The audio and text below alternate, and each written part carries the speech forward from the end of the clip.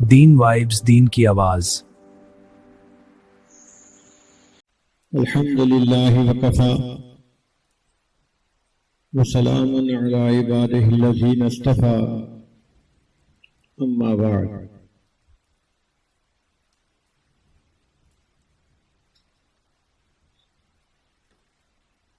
اعتکاف کی اس مسجد مجلس میں سورہ یاسین کا ترجمہ ہم پڑھیں گے اور اس کے فوائد سمجھنے کی کوشش کریں گے۔ ایک ہوتی ہے تفسیر، وہ تو مستقل فن ہے، علم ہے، وہ علماء کا کام ہے۔ ہم جیسے طالب علم تو قرآن مجید کا ترجمہ سمجھیں اور پھر اس میں جو نکات ہیں، فوائد ہیں، ان کو سمجھنے کی کوشش کریں۔ ہمارے تدبر کی انتہا یہیں تک ہے۔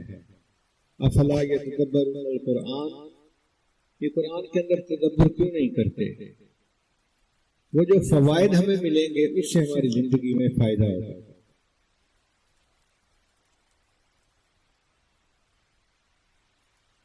قرآن مجید کی یہ سورت جس کو سورہ یاسین کہتے ہیں،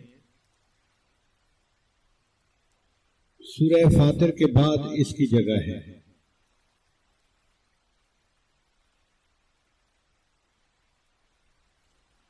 یاسین والقرآن الحکیم، یاسین حروف مقطعات میں سے ہے اور قرآن الحکیم میں اللہ نے قسم کھائی ہے، قسم ہے اس کے قرآن کی، انک لمن المرسلین، آپ تحقیق بھیجے ہوئے میں سے ہیں۔ یعنی اللہ تعالیٰ نے نبی علیہ السلام کی رسالت کی قسم کھا کر گواہی دی۔ باقی انبیاء کی رسالت کی بھی اللہ نے گواہیاں دی ہیں، لیکن قسم کھا کر گواہی دینا یہ اعزاز صرف سید الانبیاء حضرت محمد مصطفیٰ احمد مجتبیٰ صلی اللہ علیہ وسلم کو حاصل ہے۔ علی صراط مستقیم، آپ سیدھی راہ کے اوپر ہیں۔ تنزیل العزیز الرحیم، یہ قرآن اتارا گیا زبردست رحم والے نے، اتارا زبردست رحم والے نے۔ لتنذر قوما ما انذر آباؤہم فہم غافلون، تاکہ تو ڈرائے ایک قوم کو کہ جنہوں نے نہیں ڈر سنا ان کے باپ دادوں نے، فہم غافلون، لہذا وہ بے خبر ہیں۔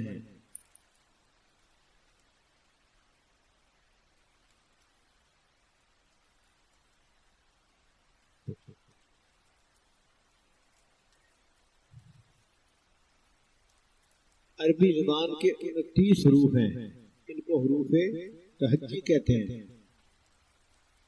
ان میں اگر الف اور حمزہ اس کو ایک سمجھا جائے تو کل 28 بنتے ہیں، 28 بنتے ہیں۔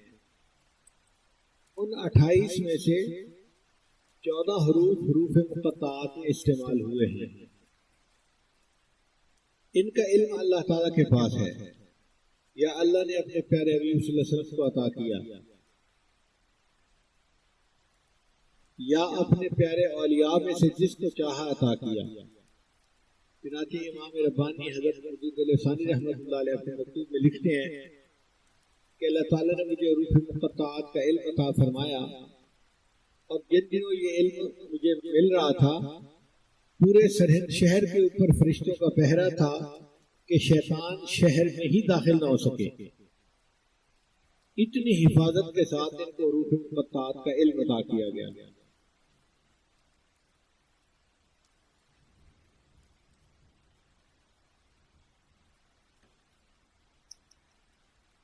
حروف مقطعات کی تھوڑی سی تفصیل آج ہم سمجھ لیں۔ اس کے 3 حصے ہیں۔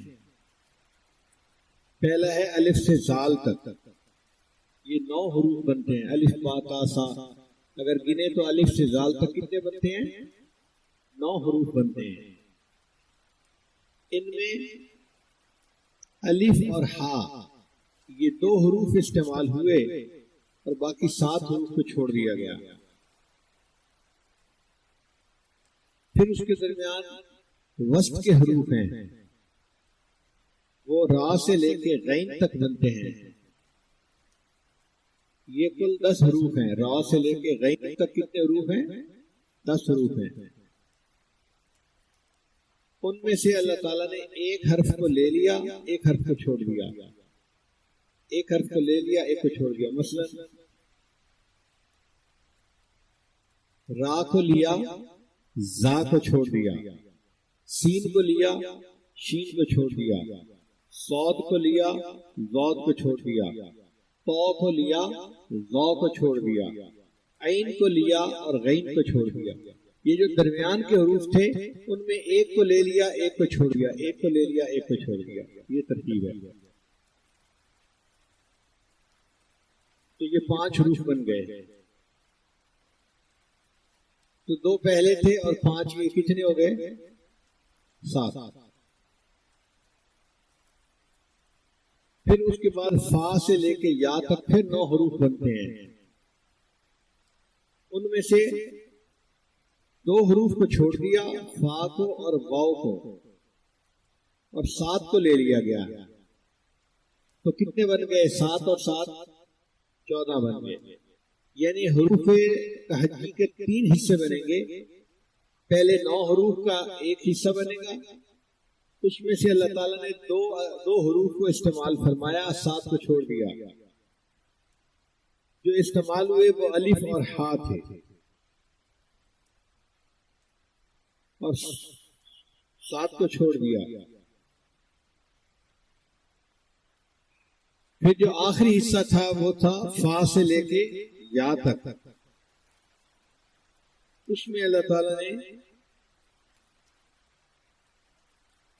2 کو چھوڑ دیا اور 7 کو لے لیا. جن کو چھوڑا وہ تھے فا اور واو. تو 7 اور 2 9 گئے. باقی درمیان کا وسط کا حصہ رہ گیا. وسط کے حصے میں 10 حروف بنتے ہیں، را سے لے کے غین تک. اب 10 میں سے ایک لیں، ایک چھوڑے تو کتنے بنتے ہیں؟ 5 بنتے ہیں. تو 9 اور 5 14. تو کل 14 حروف مقطعات میں استعمال ہوئے ہیں. اب اس میں بھی کوئی نکتہ ہے کہ 14 حروف کیوں استعمال ہوئے؟ وہ اس لیے کہ ان حروف مقطعات نے پوری انسانیت کو لاجواب کر دیا. اللہ تعالیٰ نے فرمایا کہ دیکھو جو زبان تم بولتے ہو انہی حروف سے بنی ہوئی زبان کی یہ قرآن میں نے اتارا ہے. تو آدھے حروف سے میں اپنے قرآن میں استعمال کر رہا ہوں اور باقی 14 حروف تمہارے لیے چھوڑ رہا ہوں. تو باقی 14 حروف سے اس کے مقابلے کی کوئی صورت بنا دو یا کوئی کلام بنا کے دکھا دو.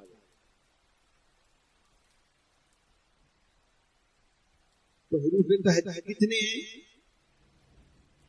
29 ہیں، لیکن ان میں الف اور حمزہ ایک ہیں.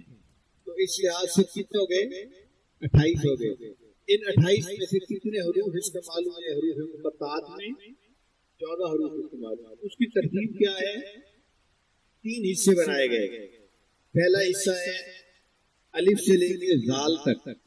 الف سے لے کے زال تک. ان میں سے 2 حروف استعمال ہوئے اور 7 کو چھوڑ دیا گیا. دوسرا حصہ ہے آخری فا سے لے کے یا تک.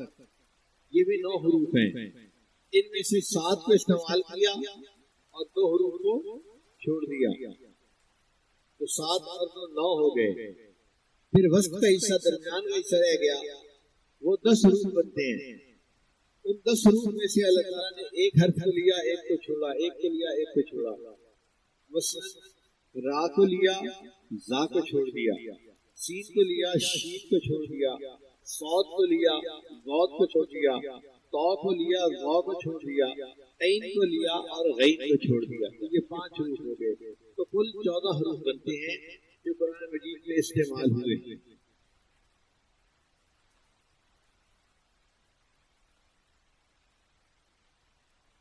یہیں تک ہمارے لیے فائدہ کافی ہے کہ ہمیں حروف مقطعات کے بارے میں ایک آئیڈیا ہو کہ اللہ تعالیٰ نے قرآن مجید میں کن حروف کو حروف مقطعات میں استعمال کیا ہے.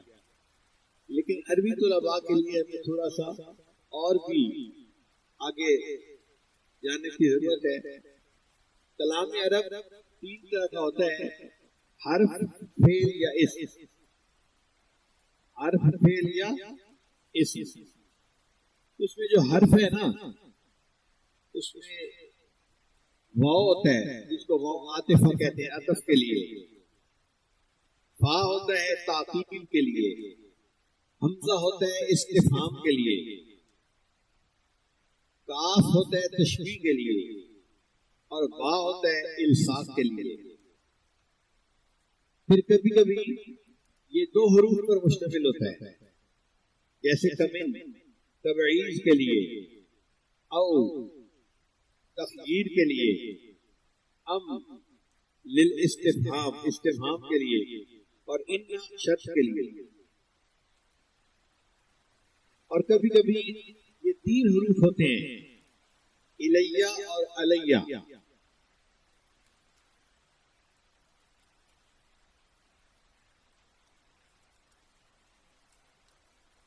جو اسم اور فعل ہے وہ بھی تین حروف پر ہوتے ہیں، جیسے فعل ہے الا یعلو اور علا یعلو. کبھی کبھی اسم اور فعل چار پر بھی آتے ہیں اور کبھی کبھی 5 حروف پر بھی آتے ہیں، جیسے فجل، سجل اور جردہل. یہ 5 حروف پر مشتمل ہے. اب ان میں قرآن مجید نے کن کن حروف کو کہاں کہاں استعمال کیا یہ ایک راز ہے. یہ کوئی نہیں جانتا کہ اللہ تعالیٰ نے کہیں پر ایک حرف استعمال کیا ہے، جیسے قاف، نون،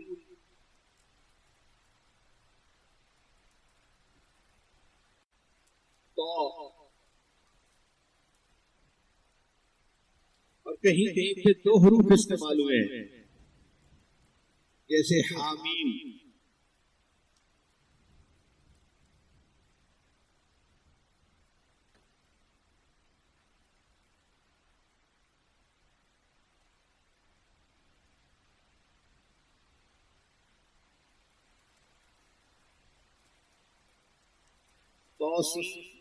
طٰہٰ، یاسین. اور کہیں کہیں قرآن مجید میں 3 حروف استعمال ہوئے ہیں، الف لام میم، طا سین میم، الف لام را. اور کہیں 4 حروف استعمال ہوئے ہیں، الف لام میم را، الف لام میم صاد. اور کہیں پر 5 حروف استعمال ہوئے ہیں، ہا میم عین سین قاف اور کاف ہا یا عین صاد.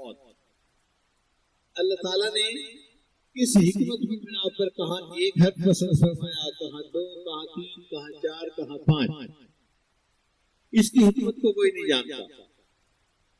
اس کے سامنے عرب لوگوں کی زبانیں گنگ ہو گئی کہ واقعی یہ عام حروف سے بنا ہوا کلام ہے، لیکن اس کی حکمت کو تو ہم میں سے کوئی نہیں سمجھ سکتا. 1400 سال سے آج تک قرآن مجید کا یہ دعویٰ اپنی جگہ موجود ہے کہ اگر تم ایک صورت ایسی بنا کے دکھا سکتے ہو تو بنا کے دکھاؤ. آپ اندازہ لگائیے وہ کفار جو مخالفت کرتے تھے، جو بڑے زبان کے ماہر تھے، جو اسلام کی مخالفت میں خود قتل ہو گئے، اپنی اولادوں کو قتل کروا دیا، اگر وہ اس چیلنج کو قبول کر سکتے ہوتے تو کیوں نہ قبول کر لیتے؟ وہ فوراً جواب دیتے جی ہم بنا کے دکھاتے ہیں. لیکن آج تک قرآن مجید کے اس کے دعوے کو کوئی قبول نہ کر سکتا. اس کا مطلب یہ ہے کہ واقعی یہ قرآن مجید کا ایسا دعویٰ ہے کہ جس کا کوئی آج تک جواب نہیں دے سکا، نہ دے سکے گا.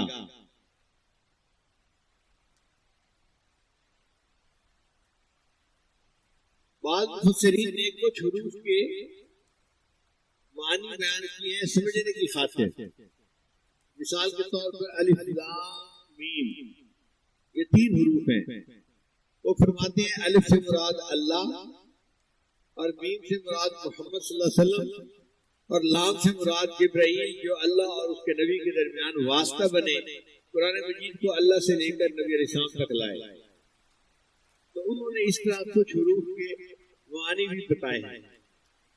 الف لام میم، الف سے مراد اللہ اور میم سے مراد محمد صلی اللہ علیہ وسلم اور لام سے مراد جبرائیل کہ وہ جبرائیل واسطہ بنے اور اللہ تعالیٰ کا کلام نبی علیہ السلام تک پہنچانے والے بنے. بعض حروف کو اگر جمع کیا جائے تو یہ نام بھی بن جاتا ہے، جیسے الف لام را، ایک جگہ پر یہ حروف مقطعات آئے، اور حامیم یہ بھی آئے ہیں، اور نون یہ حرف بھی آیا ہے. اگر ان تینوں کو ملائیں تو یہ الرحمن بنتا ہے. اب الرحمن کے اس لفظ کو اس طرح ڈیوائیڈ کر کے سورتوں کے آگے لانے میں کیا حکمت ہے، یہ اللہ تعالیٰ ہی بہتر جانتا ہے.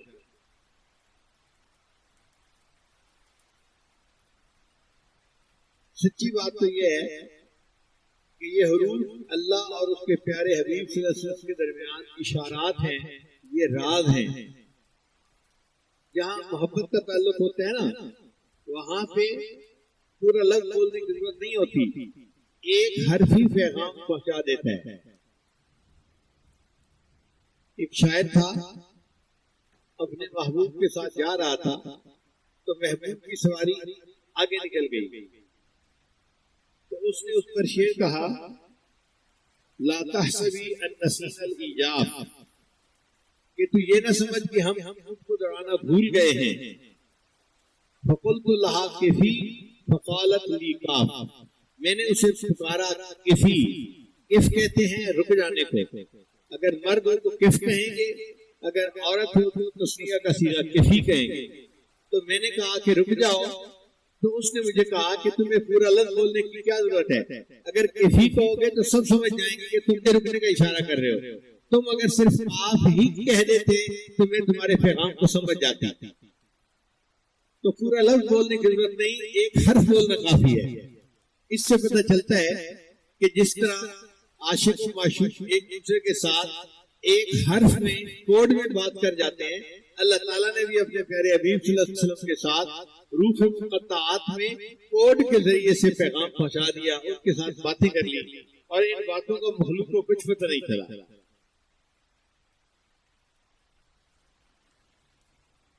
البتہ اتنی بات ہے کہ جتنی صورتوں کے سامنے، جتنی صورتوں کے شروع میں الف کا حرف آیا ہے، اس صورت میں قرآن مجید کا تذکرہ ضرور ہوا ہے.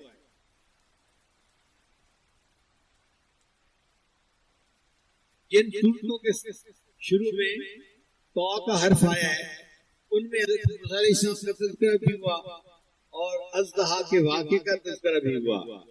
اور اگر آپ غور کریں، اژدہا جب بیٹھا ہوتا ہے تو تا کے حرف سے مشابہ ہوتا ہے، اور جس صورت کے شروع میں نون آیا ہے اس کے بعد قلم کا تذکرہ آیا ہے. اگر آپ دیکھیں تو نون کا جو حرف ہے نا، وہ دوات کی مانند نظر آتا ہے، جیسے دوات کی شکل ہوتی ہے، نون کا حرف اس طرح لکھا جاتا ہے. تو جہاں نون کا حرف آیا وہاں اللہ نے قلم کا بھی تذکرہ کر دیا.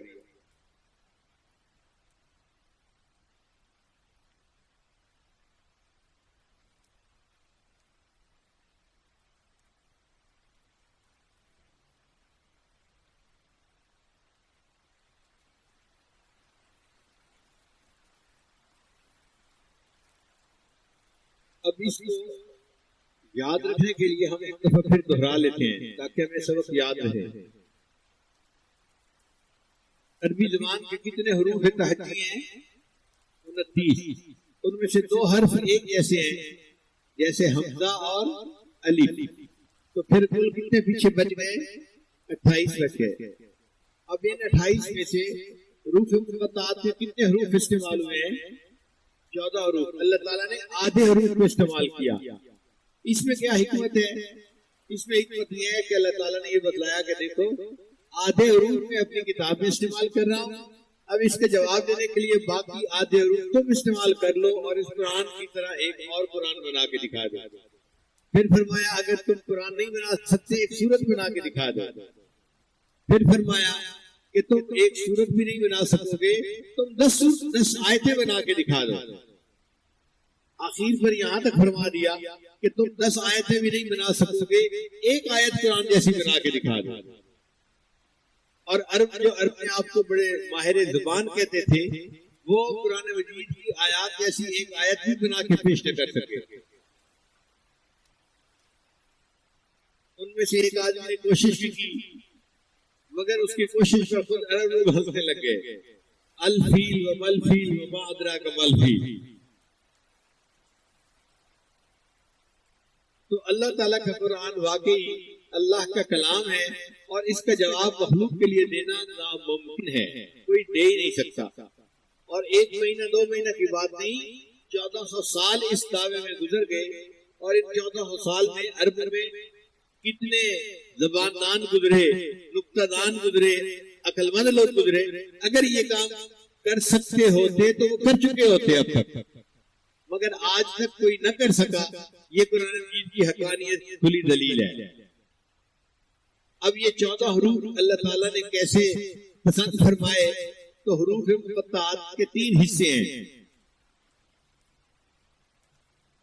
پہلے 9 حروف الف سے لے کے زال تک. پہلے 9 حروف کہاں تک ہیں؟ الف سے لے کے زال تک. ان میں سے الف اور ہا 2 حروف کو استعمال کیا گیا، 7 حروف کو چھوڑ دیا گیا. اور پھر دوسرا حصہ فا سے لے کے یا تک، یہ بھی 9 حروف بنتے ہیں. ان میں 2 حروف کو چھوڑ دیا اور 7 حروف کو استعمال کر لیا گیا. اور درمیان کا حصہ را سے لے کے غین تک، یہ 10 حروف بنتے ہیں. ان میں سے ایک حرف کو لے لیا گیا اور ایک حرف کو چھوڑ دیا گیا. اس طرح 2 حروف 7 حروف 9 ہو گئے اور 5 مل کے 14 حروف ہو گئے. مفسرین نے لکھا ہے کہ یہ حروف مقطعات اللہ اور اس کے پیارے حبیب صلی اللہ علیہ وسلم کے درمیان راز کی باتیں ہیں، مگر کہیں کہیں جو مفہوم سمجھ سکی عقل انہوں نے وہ بھی لکھ لیا. جیسے الف لام میم حروف مقطعات ہیں تو ان کا انہوں نے معنی کیا لیا؟ الف سے مراد اور میم سے مراد محمد صلی اللہ علیہ وسلم اور لام سے مراد، اور جبرائیل واسطہ بنے اللہ اور اس کے محبوب کے درمیان. وہ اللہ کے کلام کو اللہ سے لے کر ان کے پیغمبر شان تک پہنچانے کے لیے آیا. تو الف لام میم اس کا یہ مفہوم انہوں نے نکالا. بعد حروف مقطعات کو ملائیں تو پورا لفظ بھی بن جاتا ہے. جیسے الف لام را ہا میم اور نون، ان حروف مقطعات کو ملائیں تو الرحمن کا لفظ بنتا ہے. اب اللہ تعالیٰ نے اپنے اسم گرامی الرحمن کو مختلف صورتوں کے آگے کس طرح تقسیم فرمایا، اب اس کی حکمت کو اللہ ہی بہتر جانتا ہے، ہماری عقلیں نہیں اس تک پہنچ سکتی. سب سے بہتر جواب یہی ہے کہ یہ حروف مقطعات اللہ اور اس کے محبوب صلی اللہ علیہ وسلم کے درمیان اشارات ہیں، راز ہیں، بیان عاشق و معشوق رمزیز کرام کاتبی رحم خبر ریز. عاشق اور معشوق کے درمیان کچھ ایسے اشارات ہوتے ہیں کہ وہ آپس میں ایک دوسرے کو پیغام پہنچا جاتے ہیں اور اس کا فرشتوں کو بھی پتہ نہیں چلتا. اس کے لیے ایک شعر ہے کہ شاعر نے اپنے محبوبہ کو روکنے کے لیے کہا کیفی، اس نے آگے سے کہا کاف. پورا حرف بولو گے، لفظ بولو گے تو لوگ سمجھ جائیں گے تم کیا کہنا چاہتے ہو. تم نے مجھے پیغام پہنچانا ہے نا، تو صرف ایک حرف بول دو کاف تو میں سمجھ جاؤں گی تم مجھے رکنے کے لیے کہہ رہے ہو. فقلت لها كيفي فقالت لي كاف.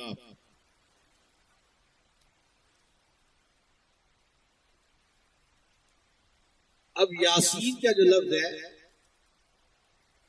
اس کے بارے میں مفسرین کے کچھ اقوال ہیں. بعض فرماتے ہیں کہ یہ یا انسان کا معنی رکھتا ہے. انسان کی اس میں تصویر بنائے نا تو انہیں سین بنتی ہے، تو اس میں سے انہیں کو نکال کے اس کی جگہ حرف یا ندا لگا دو تو یاسین لفظ بن جائے گا. تو یہ گویا یا انسان کا لفظ ہے. بعض نے کہا کہ نہیں، یہ اللہ تعالیٰ کے ناموں میں سے ایک نام ہے اور اس کی حقیقت کو اللہ بہتر جانتے ہیں. اسی وجہ سے امام مالک رحمۃ اللہ فرماتے تھے کہ یاسین لفظ نام رکھنا بندے کے لیے جائز نہیں ہے. امام مالک رحمۃ اللہ فرماتے تھے مگر علماء نے اس میں آسانی کر دی. وہ کہتے ہیں کہ اگر کوئی یاسین نام رکھے تو یاسین اس طرح لفظ نہ لکھے جس طرح قرآن مجید میں لکھا ہوا ہے، بلکہ یا اور الف ساتھ ملائے اور آگے سین لکھ دے. تو قرآن مجید کی آیت ہے سلام علی الیاسین، تو الیاسین کے اوپر پھر یاسین کا لفظ کہنا جائز ہو جائے گا. تو جن لوگوں کے نام یاسین ہیں وہ یاسین جو سورہ یاسین کے آگے ہے اس طرح نہ لکھیں بلکہ الف کے ساتھ لکھیں تاکہ الیاسین کے وزن پہ ان کا نام بن جائے.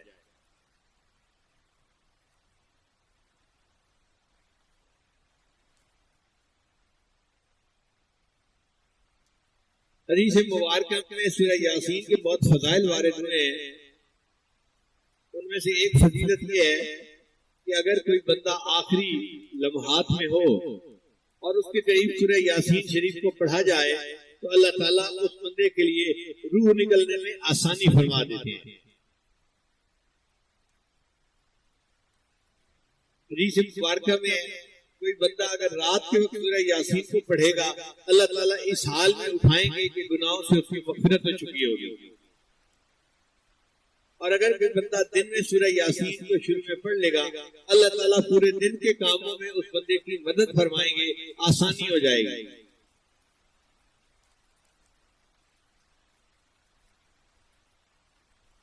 نبی علیہ السلام نے فرمایا لکل شیء قلب وقلب القرآن یاسین، ہر چیز کا ایک دل ہوتا ہے اور قرآن مجید کا دل سورہ یاسین ہے. تو سورہ یاسین کی اہمیت کے لیے اتنا ہی ارشاد کافی ہے کہ یہ قرآن مجید کا دل ہے.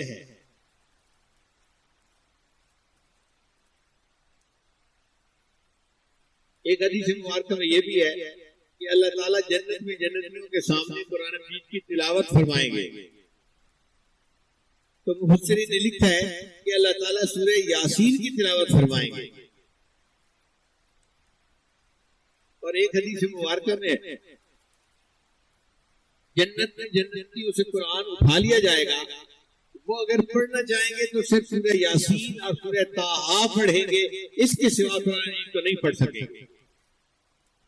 تو قرآن مجید کی اس سورت کا یہ بھی اعزاز ہے کہ جنت میں بھی جنتی پڑھنا چاہیں گے تو وہ سورہ یاسین کو پڑھ سکیں گے.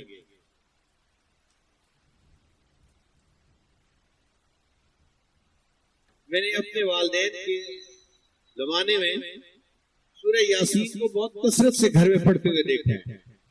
گھر میں کوئی پریشانی آتی، کوئی مسئلہ آتا تو میرے والد صاحب فرمایا کرتے تھے کہ سورہ یاسین کو مبینوں کے ساتھ پڑھو. قرآن مجید میں 7 مرتبہ مبین کا لفظ استعمال ہوا ہے. شروع سے پڑھنا شروع کریں، پہلے لفظ مبین تک پڑھیں، پھر شروع کریں، پھر دوسرے مبین لفظ تک، پھر تیسری مرتبہ شروع کریں، پھر تیسرے مبین لفظ تک، پھر چوتھا، پھر پانچواں، 7 اس طرح کر کے پڑھیں اور پھر دعا مانگیں. تو میرے والد صاحب فرمایا کرتے تھے کہ دعا قبول ہوتی ہے، اللہ تعالیٰ پریشانی کو دور کر دیتے ہیں. میں نے اپنے بچپن میں اپنے والدین کو سینکڑوں مرتبہ مبین کے ساتھ سورہ یاسین پڑھتے ہوئے دیکھا ہے. پھر جب بڑے ہوئے تو حضرت مرشد عالم رحمۃ اللہ کے پاس حاضری ہوئی تو حضرت مرشد عالم رحمۃ اللہ بھی جب کبھی کوئی پریشانی آ جاتی تھی تو سورہ یاسین کو مبین کے ساتھ پڑھنے کا حکم فرماتے تھے. تو جو عمل والدین میں نے زندگی میں دیکھا تھا بچپن میں، اس کو جوانی میں اپنے شیخ کی زندگی میں بھی دیکھا. تو مشائخ کے یہاں یہ معمول رہا ہے، بہت سارے لوگ پریشانیوں کا شکار ہوتے ہیں اور پھر عملیات والوں کے پیچھے بھاگتے ہیں. عملیات والوں کے پیچھے جانے کی ضرورت نہیں. زندگی کی پریشانی کے لیے سورہ یاسین کو مبین کے ساتھ پڑھ لیا جائے تو کفایت کرتا ہے. بعض لوگ مل کے 40 مرتبہ سورہ یاسین پڑھ لیتے ہیں تو اللہ تعالیٰ اس کی وجہ سے بھی دعاؤں کو قبول فرما لیتے ہیں. ہم نے رائے گنج میں بھی یہ عمل دیکھا. کئی مرتبہ جماعت کے اکابر کہتے تھے کہ جی حالات اچھے نہیں، پریشانی آ گئی، تو سب لوگ 40 مرتبہ سورہ یاسین شریف پڑھ لیں. تو 40 مرتبہ سورہ یاسین شریف پڑھ کے دعا مانگی جاتی تھی، اللہ تعالیٰ دعا قبول فرما لیتے تھے، حالات ٹھیک ہو جاتے تھے. تو یہ بزرگوں میں بہت کثرت کے ساتھ عمل ہے. اب سوال پیدا ہوتے ہیں کہ سورہ یاسین کو قرآن مجید کا دل کیوں کہا گیا، قلب کیوں کہا گیا؟ تو مفسرین نے لکھا ہے کہ 3 عقیدے بنیادی ہیں. ایک اللہ تعالیٰ کی وحدانیت کا، ایک نبی علیہ السلام کی رسالت کا، اور ایک موت کے بعد حشر نشر، دوبارہ زندہ ہونا اور سوال و جواب کا ہونا، یہ بنیادی عقیدہ ہے۔ اس سورہ یاسین شریف میں ان تینوں عقائد کے اوپر بات کی گئی ہے۔ سورہ یاسین شریف میں تین بنیادی نکات کو کھولا گیا ہے، ایک وحدانیت کو، ایک نبی علیہ السلام کی رسالت کو، اور تیسرا بعثت کو، یعنی مرنے کے بعد جو اٹھنا ہے اور جواب دینا ہے، اس کو کھولا گیا ہے۔ کیونکہ تینوں بنیادی نکتے اس میں کھولے گئے، اس وجہ سے اللہ تعالیٰ کے محبوب صلی اللہ علیہ وسلم نے اس سورت کو پورے قرآن مجید کا دل کہا ہے۔ اور بعض مفسرین نے یہ بھی لکھا ہے کہ مختلف صورتوں میں مختلف مضامین ہوئے ہیں، یہ وہ صورت ہے جس میں اللہ تعالیٰ نے اپنے محبوب صلی اللہ علیہ وسلم کی رسالت کا قسم کھا کر اعلان کیا ہے، کیونکہ محبوب کو تسلی دی گئی اور ان کو بتایا گیا کہ آپ سیدھے راستے پر ہیں، آپ پریشان نہ ہو ان کفار کے رد عمل کی وجہ سے۔ تو محبوب کے دل کو تسلی ہوئی، خوشی ہوئی، اس لیے اس کو قرآن مجید کا قلب کہا گیا۔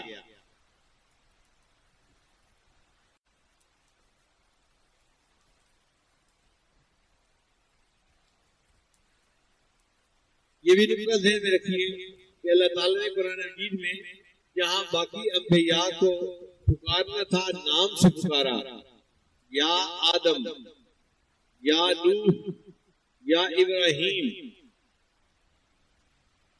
یا یحییٰ، یا موسیٰ، یا عیسیٰ، مختلف انبیاء کو پکارنا تھا تو ان کے نام لے کر پکارا گیا۔ لیکن جب اپنے محبوب صلی اللہ علیہ وسلم کی باری آئی تو اللہ تعالیٰ نے اپنے محبوب صلی اللہ علیہ وسلم کو نام لے کے کہیں نہیں پکارا۔ پورے قرآن مجید میں یا محمد کا لفظ کہیں نظر نہیں آئے گا، اللہ نے ان کو القاب سے پکارا، یا ایھا الرسول، یا ایھا النبی، یا ایھا المزمل، یا ایھا المدثر، اللہ نے القاب کے ساتھ اپنے محبوب کو خطاب فرمایا۔ تو یہ جو یاسین ہے یہ بھی گویا نبی علیہ السلام کا نام تھا، صفاتی نام تھا، اور اللہ تعالیٰ نے اپنے محبوب صلی اللہ علیہ وسلم کے نام سے ان کو اس طرح پکارا۔ بعض حدیث میں ہے کہ طٰہٰ بھی نبی علیہ السلام کا نام ہے، اس لیے ایک سورت کے سامنے طٰہٰ کے حلف بھی آئے ہیں۔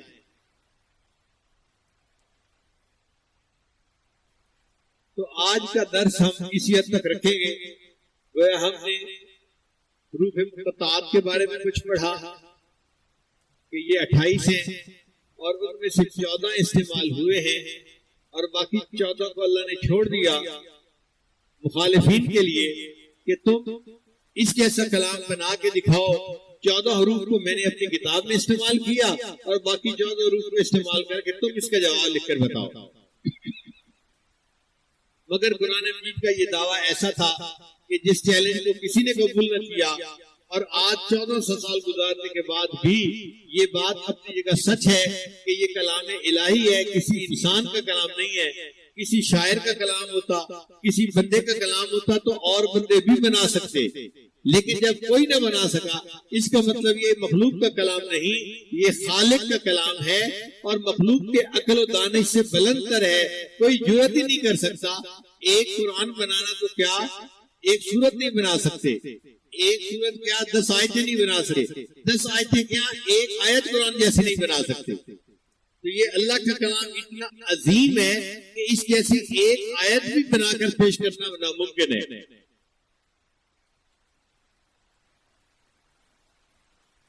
پھر یہ جو حروف مقطعات ہیں یہ اللہ کے محبوب صلی اللہ علیہ وسلم کے اور اللہ کے درمیان راز ہیں، جیسے الف لام میم۔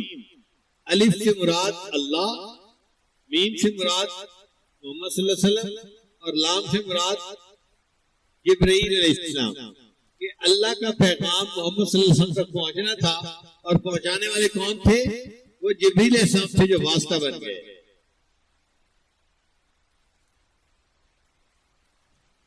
اور اکثر سورتوں کے سامنے الف کا حرف استعمال ہوا ہے، اس میں قرآن مجید کا تذکرہ ضرور ہے۔ الف لام میم ذالک الکتاب لا ریب فیہ، الف لام را تلک آیات الکتاب المبین.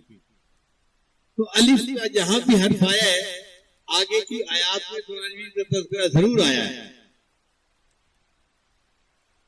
اور جس صورت کے آگے تو کا حرف آیا ہے اس صورت میں حضرت موسیٰ علیہ السلام کا تذکرہ آیا ہے، یا پھر جو اژدہا کا واقعہ حضرت موسیٰ علیہ السلام کو پیش آیا اس واقعے کا تذکرہ آیا ہے.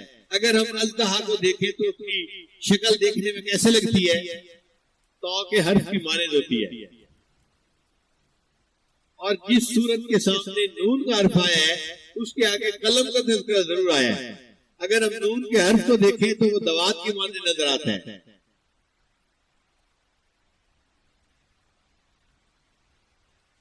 اور نون کو اگر لفظ کے طور پہ سنیں تو یہ نون جو ہے مچھلی کو کہتے ہیں، اور جس میں نون کا حرف آیا ہے اس صورت میں حضرت یونس علیہ السلام کا تذکرہ بھی اکثر و بیشتر آیا ہے.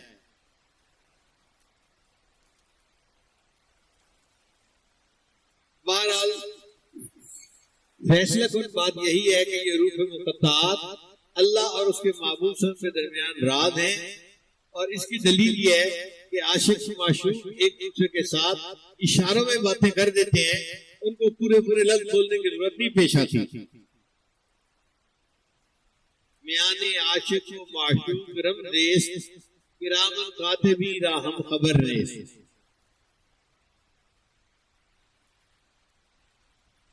بعض لوگ کہتے ہیں کہ جی قرآن مجید کو ترجمے کے ساتھ پڑھنا چاہیے. بڑی اچھی بات ہے، واقعی ترجمے کے ساتھ پڑھنا چاہیے، لیکن جو بچے بغیر ترجمے کے پڑھتے ہیں وہ اس کے مخالفت کرتے ہیں. یہ غلط بات ہے. وہ کہتے ہیں جی طوطے کتنا بیٹھے رٹ رہے ہیں، کیا ضرورت ہے اس کی؟ بھائی بغیر معنی کے بھی اگر پڑھ رہے ہیں تو پھر بھی پڑھنا ثواب ہے. مجھے جرمنی میں ایک صاحب مل گئے، کہنے لگے جی یہ طوطے کتنا رٹنے کا کیا فائدہ جب سمجھ ہی نہیں آ رہی. تو ان کا قرآن مجید کا حلقہ ہوتا تھا، تو میں نے کہا کہ آپ پورے قرآن مجید کو سمجھ کے پڑھتے ہیں؟ کہنے لگا ہاں میں تو حلقہ کرواتا ہوں، پورے قرآن مجید کو سمجھ کے پڑھتا ہوں. میں نے کہا اچھا ترجمہ کرو، کاف ہا یا عین صاد، اس کا ترجمہ کیا ہے؟ اب میرا منہ دیکھنے لگا. میں نے کہا کرو نا ترجمہ. کہنے لگا جی اس کا ترجمہ تو میں نہیں کر سکتا. میں نے کہا اگر یہ بغیر ترجمے کے ہر لفظ پڑھا اور اس پر اللہ نے اجر دیا تو باقی قرآن مجید کو بغیر ترجمے کے پڑھیں گے تو اللہ کیوں اجر ادا نہیں فرمائیں گے؟ اس پر بھی اجر ملے گا.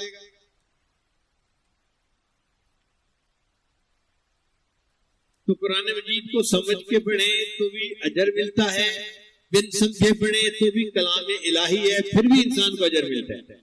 پڑھنا چاہیے.